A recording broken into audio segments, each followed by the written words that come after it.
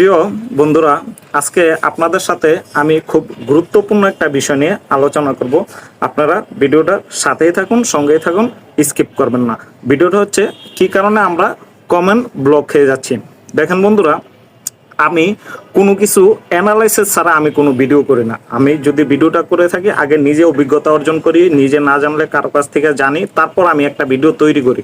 তো ভিডিওটার সঙ্গেই থাকুন, দেখতে থাকুন, যদি ভালো লেগে থাকে অবশ্যই শেয়ার করে দিবেন। দেখেন, বর্তমানে সবচেয়ে বড় সমস্যা হইতেছে যেটা, যে কমেন্ট রিপ্লাই দিতে যেয়ে আমরা ব্লক খেয়ে যাইতেছি।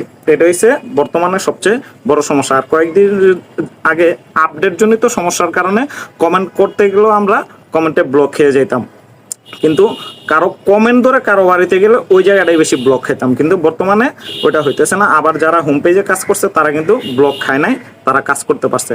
তবে প্রথমত দেখেন, যেটা নিয়ে